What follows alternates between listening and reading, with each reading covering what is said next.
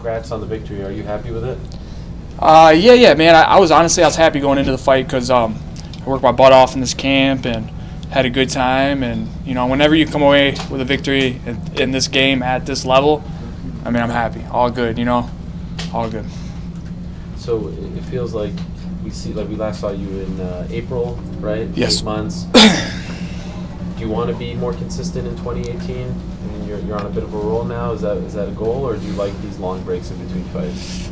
Yeah, I want to stay more consistent. It's just everything, health and personal, all that stuff, aside. And if I'm healthy and I'm able to train and prepare the way I should, yeah, I want to stay more active. It's this game is just very what's the word? Consuming, or like when you got a girl, your girl takes up a big portion of your life. That's how this game is. It's like a wife, man. It's like when you're in it, you got to focus all on it or not be in it, So as long as I'm able to do that, be married to it and stuff, yeah, I'd like to stay more active. What are some of the other things that are sort of taking you away from? I don't like dwelling in the past and whatnot and bringing up old shit, but some training stuff, moving, had my kid. My first son, me and my girl, getting adjusted to being a dad. And honestly, it's just my whole life I just trained and fought. And the last couple of years, I kind of had to put training aside and kind of grow up as a person. Like I said, kid, and become more of a man. And I had to get rid of some people that were around me and all that, and kind of take 4 steps back, take 8 steps forward, type of stuff. So that makes sense. When did you become a dad? I became a dad June 29th. Oh, how was life as a father, and how has that changed you? Life as a father is awesome, man. At first, when my girl told me, I was 3 or 4 weeks away from fighting Charles Oliveira, and I came home and my girl was like, I'm like, what's up with you, And she was just all weird stuff, and I was like, oh shit, is everything okay? Somebody die or something? She's like, I'm pregnant. And I was just like, well, what do you mean? And at first I was kind of reacting, and I was like, wait, hold up. I was like, this is one of those moments in life, where you got to be it's going to be all right. Babe, yes, we're going to get through this. But I was scared shitless. I was scared. And since I had Mac, my son, I've kind of gotten adjusted to where I can still fight and have a son, because I honestly was never planning on having a kid until I was done fighting. So it was a tough adjustment for me. Honestly, I made it tougher than it had to be. I was just scared, nervous, but stronger man for it. My son's a G. He's what I'm saying, he's like a little boy, dude. He plays with swords and guns all day, so it's tight. So at 6 months? He's a year and 6 months. A year? Oh, last June, yeah. So yeah. What's it like being back in Alliance? It's awesome.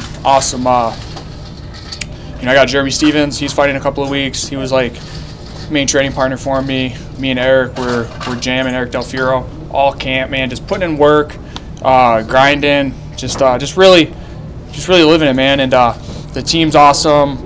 San Diego's awesome as always. So going into this fight, I really felt best shape. Alliance is where I need to be, and that's where I'm at now. So it's awesome. You mentioned there were people around you that I guess weren't good for you. Is this the change that you kind of needed on a personal level to be able to get back into focus for everything that you do as a fighter? Well, the people, I'm not going to say who it was, but there were some people that you guys wouldn't guess, unless I'd straight up told you, that I need to get a kind of away from me. And as far as look, I'm a fighter, I, in my mind, if I have to, I'll train by myself and fight. That's just as a fighter, that's what you do. But sometimes I'm so stubborn that I try doing shit on my own that I cut myself short. So I do really believe this is where I need to be training with Eric and Alliance and guys like Jeremy Stevens and stuff like that. And honestly, it was kind of crazy how it all happened. It wasn't anything planned how I got back with Alliance. I was at Jeremy Stevens' wedding, what was that, 4 months ago or something, and he was getting married, dude, and we were just all, getting after it, drinking and shit, and I haven't talked to Eric in 2 years at this time, and he was at the wedding, and I was like, oh, I didn't say anything to him. We were drinking, we just ran into each other, and we're just like, hey, you know, how was everything? Cool. And one thing led to another, and I was just like, hey, man, like, you know, we kind of just hashed shit out, had a good talk. And he was just like, you know, like, dude, you're more than welcome. And I was like, bro, I'm fighting fucking Rick Glenn in like 9 weeks or something at the time was the word. And I was like, you got time for me? And he was like, yeah, let's get it. And I flew out there like the next week, and we just started training and getting it, man. Jury, like I said, I've been grinding up to this. Jury came out with me for this fight. I'm going to St. Louis in a couple of weeks for him. So this is what we do. This is what we do. That's it. So do you feel like this is a more permanent thing for you now moving forward? Yeah. I mean, I can't predict the future. You know what I'm saying? I don't know. You know, I could get hit in a car or whatever. But as far as like what we got going on right now at Alliance and the momentum and the work ethic that we're putting in and all that, like, yeah, this is where I'd like to finish my my competitive career. I mean, Rick Glenn's a big name, a big win, back to back, really looking really good at featherweight. Do you feel like you've earned a top ranked guy for your next one? You know, like, okay, look at this. When I lost those 2 fights in a row, I was messed up because I was looking at this title. Like, before I fought Cerrone, I was like, I'm going to beat Cerrone. I'm going for a title. And when I lost to Cerrone, I was just like, my mind couldn't comprehend shit because I was like, no, like, that was supposed to be, I should be fighting for a title now, and I was taking steps backwards. So, like, as far as, like, your question, like, do I deserve this, or do I deserve a top-ranked opponent, or whatever, like, we'll see what UFC wants to do. You know, like, I'm 29, just, you know, have some patience. I'm getting better. I'm getting stronger. And if a top-ranked opponent comes, if a title shot comes, whatever, man, like, I'm not going to chase it. Like, everybody wants, of course, I want gold. I want the belt, right? I want the belt. I want the money. I want all that stuff, right? But, I mean, everybody wants that, and I can't focus on that. That shit's going to come as a byproduct of me training, me taking fights, me serving the UFC, me serving the fans. Like, when I serve the people in my company, that's when shit gets, money and all that stuff comes back to me. It's like the cardinal rule, give and receive. So I'm going to do that. I'm just going to keep giving, keep working hard, and it's all going to come to me. Just living in the moment. That's it. When we spoke to you in April, you were very, I guess, honest about the state of MMA and trash talking and how you didn't like the way the sport was going and evolving. How do you feel about it 8 months later? The same? Changed your opinions?